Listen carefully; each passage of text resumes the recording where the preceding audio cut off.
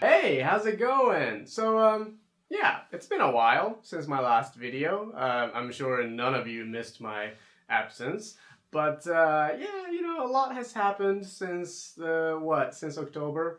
I have a lot to tell you guys about my life, what I've been up to, where am I, and that kind of stuff.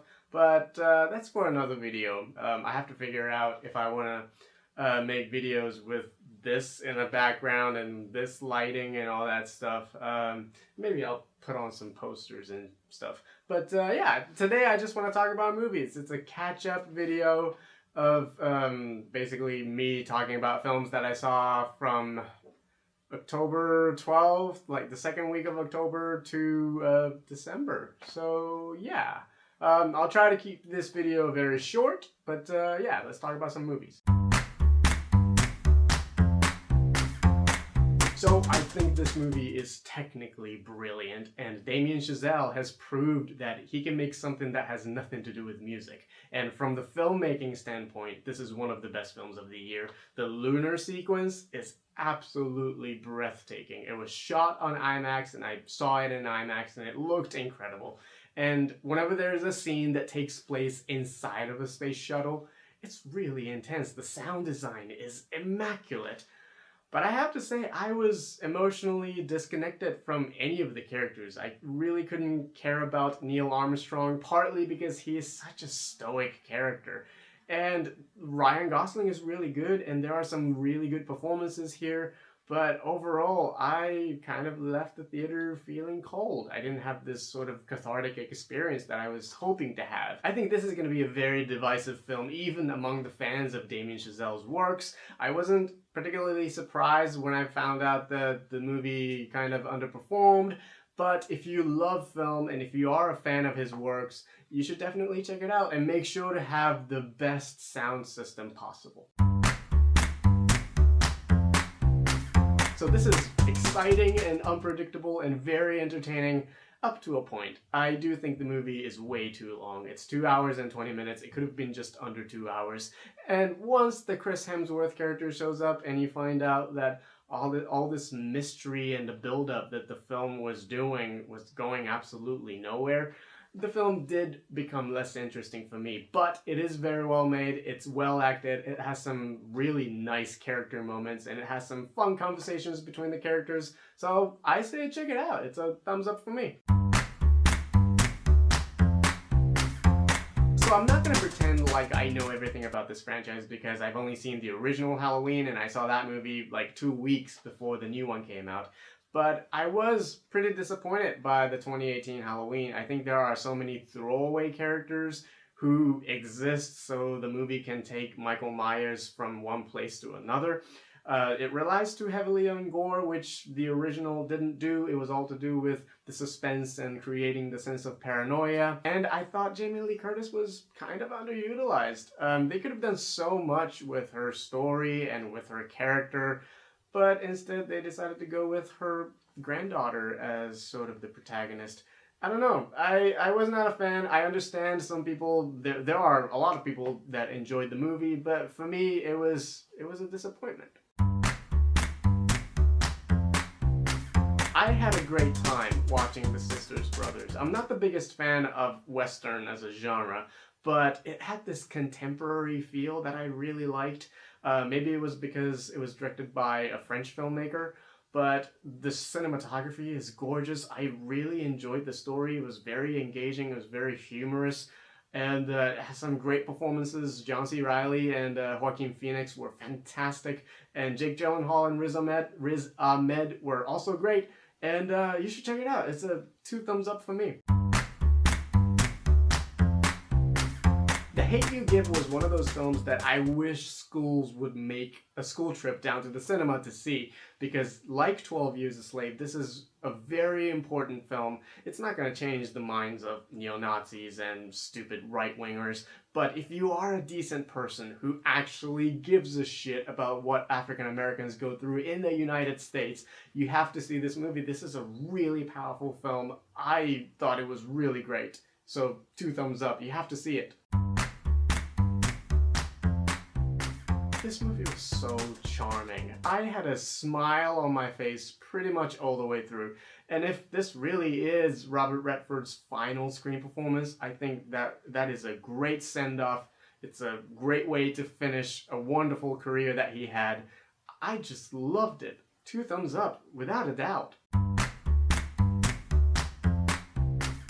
So this movie didn't work for me. I think Steve Carell is great in it, but Timothée Chalamet just never convinced me as a drug addict. He's still just a pretty face who can deliver some good performance every now and then for me. But yeah, this movie didn't work for me. The whole time I kept thinking, you know, there must be so many just extraordinary drug recovery stories out there.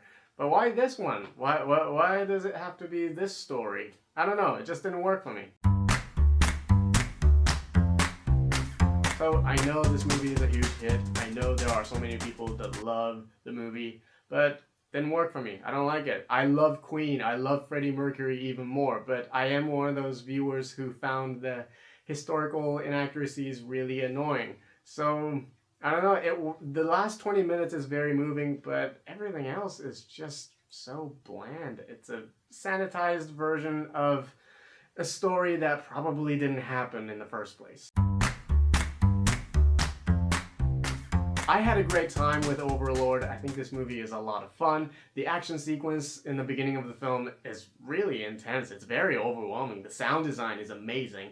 And the third act, it's an absolute blast. But the thing that surprised me the most was how much it spends its time on developing the characters and the main conflict. I expected this movie to be sort of a, you know, B-Nazi zombie movie where heads explode and all that stuff, but it takes itself pretty seriously, so good for them. It's a thumbs up.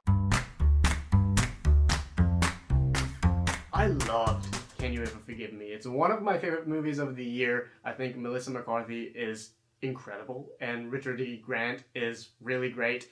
And I am a sucker for stories about lonely people, and this movie does not judge what the Lee Israel did in her real life, and it just worked for me on a very personal level. I just love it.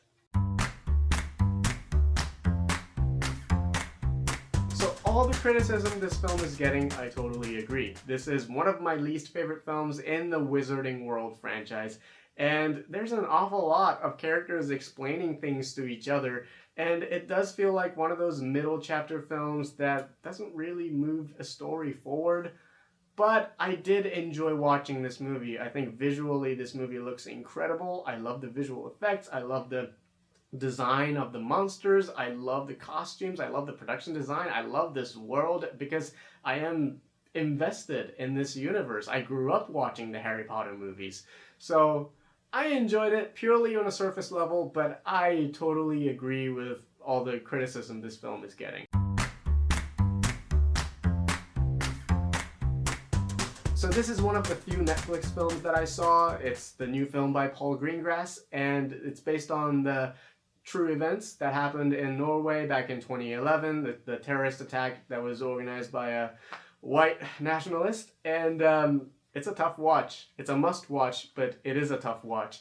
And I don't think the movie exploits the events or what the survivors went through. I think it tries to tell this story truthfully and honestly. And the first 15 minutes, man, it's absolutely terrifying. It slows down in the middle and it meanders quite a bit, but it picks up once the trial happens. And it's not an easy watch, but you have to see it. It deals with something that's very timely. So yeah, give it a shot. I love this movie. It's one of my favorite movies of the year. It's gonna be on my top 10 list, without a doubt.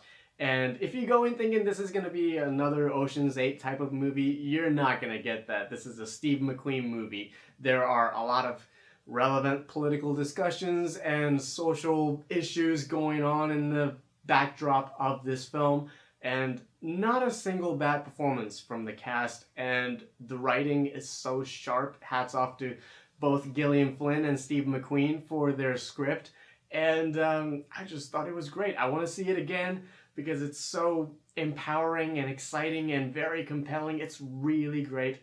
2 thumbs up. Big 2 thumbs up. I loved Wreck-It Ralph, so I was naturally excited for this film, and I was disappointed. I thought this was Disney's version of Ready Player One. It's all colorful and has a lot of references to all these different things, but there's not much going on underneath the surface.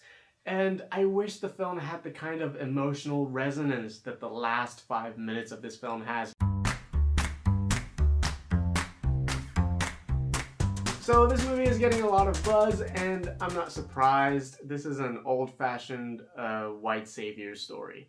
And it's not without charm, and it has some nice performances. I think the 2 leads are really great, and it has some funny moments, but the entire time I kept thinking, this feels like The Blind Side all over again. I thought Hollywood was done with this kind of movies, but apparently they're not.